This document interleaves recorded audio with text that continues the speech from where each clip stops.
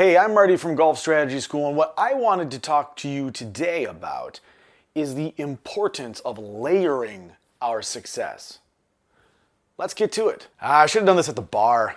That would have looked cool. Maybe that's a future segment. Hey, welcome to the 19th hole. Pew, pew, pew, pew, pew. You can do that one as walking. Hello, welcome to the 19th hole. I'm your bartender, Chris. Whatever. All right, so when it comes to layering success, what are we talking about? Well, layering success is building upon past victories to lead to new ones. That's just kind of the short and sweet version of it. If we think about other sports and how we've layered success in the past, you start looking at coaching styles and coaching methodologies, and you'll start to see those patterns across multiple different venues. Now, I have the advantage of having two young daughters, which means I get to see like the beginner level coaching, and that's where it's most prevalent. But when we're adults and we're taking on a new sport like golf, it can be really hard to kind of break that preconceived notion of I'm just supposed to be able to walk in and do this at a fairly acceptable level. You know, sometimes we actually need to move the target. So what I'm talking about with layering success is in other sports, let's say basketball. So I've got a 10-year-old daughter who plays basketball. With basketball, do they start at the three-point line? No. You know, we saw my daughter started like right around the hoop, just throwing the ball up, trying to get the ball to the hoop.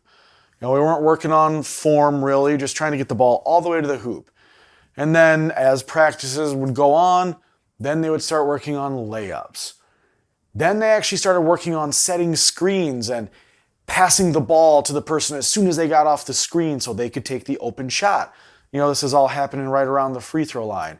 And they slowly expanded their range away from the hoop because they had experienced success close. Then they layered it a little bit further out. And then they did it a little bit further out with movement, which was the screening. And then now they're at the point where they're essentially running like the Milwaukee Bucks offense. They're doing, you know, the 5-wide offense where all the kids are standing around the three-point line, and we just see kids zipping through the paint throughout the game, and eventually someone gets open and takes a shot, and you know, it's actually pretty fun to watch. So that's just an example of layering success with kids in basketball. Another place we see this a lot of times is with baseball. Think back to Little League. You know, it starts with T-ball, right? Static position for the ball. Kids are going to hit the ball off the tee. All right? Kids get good at that. Now we're going to switch it to like underhanded coach's pitch. Now the coaches are standing nice and close and they're tossing it underhand, and the kids, they're cracking it as best they can. A couple more years go by. Now the coaches are throwing overhand. Then the kids are actually starting to pitch. So you can see how success is layered when you look at it from like a kid's perspective. A great example, speaking of kids and golf, is Operation 36. A few years back, I did an interview with the guys from Operation 36, and their whole concept is based on layering success like this. So they take kids and they start them 50 yards away from the green.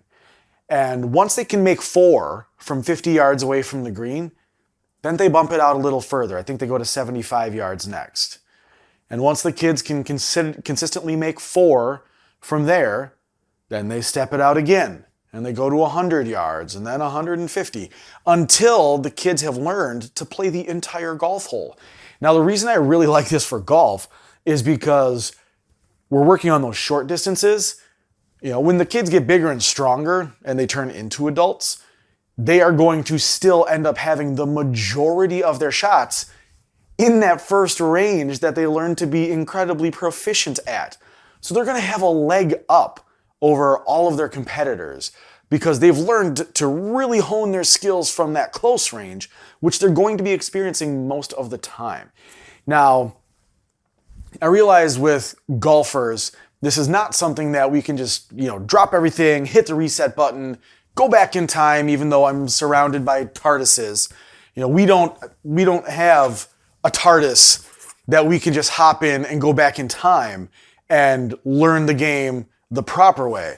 What we have to do is we have to layer our success based on what we're doing now. So I want to tell you a story about a client that I worked with recently. She's been playing for maybe about 2 years. She's still pretty new to golf, doesn't play a ton, but her and her husband like to go out and play, like to do the scrambles, the charity events, things like that. So it's important for her to feel like she's not embarrassing her husband or herself, and that she has a good time. Those are her two goals, are to just have fun playing golf and to, not cast embarrassment upon her or her family.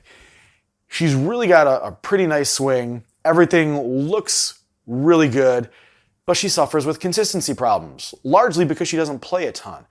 So she had come to me saying that she was having a hard time with consistent contact. And I was watching her swing. There's plenty there to improve upon in terms of mechanics, but I would watch her hit wedges, nice, high, pretty arcs, but then, when it came to the longer club, she was really, really struggling, and she was getting visibly frustrated. So what I decided to do is kind of a version of the Eliminator Challenge that I do with Short Game, and we essentially did the Eliminator Challenge with her whole golf bag, but full swings. So she was doing a good job getting the ball up and off the ground for the most part. But when it came to those longer clubs, it was a consistency issue. The ball wasn't necessarily going up. She was having a hard time finding the low point of the swing. So I asked her what her favorite club was. She said pitching wedge. I said, okay, let's start with your pitching wedge. We need to set the criteria for what success looks like. Now, for a lot of people, they have this huge misconception about what success should look like for them. If you're a higher handicap golfer, your success is not the same as those on the PGA Tour. Guys on the PGA Tour, they're hitting right around 70% of their greens in regulation. So if you're expecting yourself to hit all of your greens in regulation and you're an 18 or a 22 or a 25 handicap, you are setting yourself up for disappointment. I can't tell you enough. You have to have reasonable expectations in order to play consistent, confident golf. So her expectation that we decided upon, the ball was fairly consistent in going up before it went down. So we decided that we wanted to have that as a qualifier. The ball has to go up before it goes down. And she was doing fairly well with control. So we set a fairway parameter for her. Started out with a pitching wedge, and I told her we can't move on until the next club until you get 3 consecutive shots that went up and then down, as well as landing within our fairway. So she took her pitching wedge out, went through her practice routine, and this is another point that you really got to emphasize. When you're practicing, every shot, I say practice with a purpose, focused practice. Every shot has a purpose. It has an intention. So you should take it, even if it's on the driving range, just like you would take it on the actual golf course. So I had her go through her entire pre-shot routine every single time. She chunked her first shot. I think it was because of nerves. And then boom, 3 in a row, went up, then down, then in the fairway. Rock and roll. I took the pitching wedge from her hand. I put it in my bag. I took out her 9-iron, handed it to her. All right, here's our new club. We picked a new fairway because we do still want some variability in our practice. And then we went through the same thing. Ball has to go up, then it has to go down, and then we have to land within the fairway. This time, I think it took her 5 shots to get her 3 in the row. First one was inside the fairway, went up then down. Then the second one, she left outside the fairway to the right, and then 3 in a row. Boom, boom, boom. In the fairway, up, then down. All right, take the 9-iron. Now we're on to the 8-iron. You can see how we're layering our success here.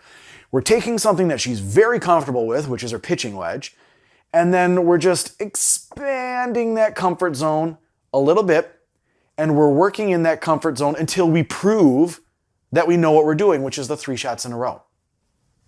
All right, we're comfortable with that 9-iron. Now let's take it and stretch it out to the 8-iron. And so we kept doing this, and it took longer and longer for her to get those 3 shots in a row, but we made it all the way up through her driver. At one point, we were working with her 3-wood, And she was telling me, we were on about shot 10, and she was getting kind of frustrated. And she's like, I don't have a problem getting the ball to go up before it goes down with this club, but I keep missing right. I'm like, okay, what's the solution? She's like, well, I got to hit it straighter. I'm like, hold on a second. Can you repeat your goals to me? What are the two goals? Well, the ball has to go up before it goes down, and it has to land in our predetermined fairway. And I'm like, yep, those are the goals. Did it say anywhere in there that the ball had to go straight? She kind of stopped. She was silent for a second. No, it didn't say anything about the ball having to go straight. All right, well, where's our miss? We keep losing it right. Okay, well, have we lost it left yet? No, we hadn't. Like, okay, so maybe we aim at the left side of the fairway, and then if it goes straight, the ball's in the fairway. If it bleeds right, the ball still might be in the fairway. So we made that adjustment, and then right away she was able to take that confident swing. She wasn't worried about hitting it straight anymore. She's taking the confident swing, which means the ball's going farther, and she put 3 in a row directly after that, right in the middle of the fairway. And so talking about that afterwards, kind of readdressing the situation, we were going through, okay, what did this feel like? What did that feel like? It seemed like you were really confident with your short clubs. And she's like, yep, those are the ones I'm really familiar with. Normally, she told me then, normally I'll tee off with my driver, and then I'll play my shorter clubs. She's most comfortable in terms of like getting the most distance wise with her 7 or 8 iron. And I'm like, okay, that's totally fine. That fits in with the goals that we had talked about previously with her specifically about trying to get within, 100 or so yards of the green in regulation. And then she kind of dropped the bomb on me. She goes, I've never even touched my 4 iron before. Okay, you've never touched your 4 iron before, but we just went through this whole drill. You went 6 iron, 5 iron, 4 iron, hybrid, 5 wood, 3 wood, driver. And I don't think she took more than 20 shots to get her 3 in a row on any of them. And, I kind of put that back to her to explain like, hey, this is a club that you just told me you have literally never hit before. And we were able to work our way through it with a reasonable amount of success. Now, in future iterations, that challenge will have to be 4 in a row. And then once she can successfully complete that, then it'll be 5 in a row. But until she gets to that point, we're going to keep layering our success a little at a time. And that's a really easy way for you as the higher handicap golfer to kind of take that TARDIS, to quote Doctor Who, and go back in time and kind of relearn the game as if you were a junior and you were taught the right way from the beginning. So that's really all I wanted to share with you.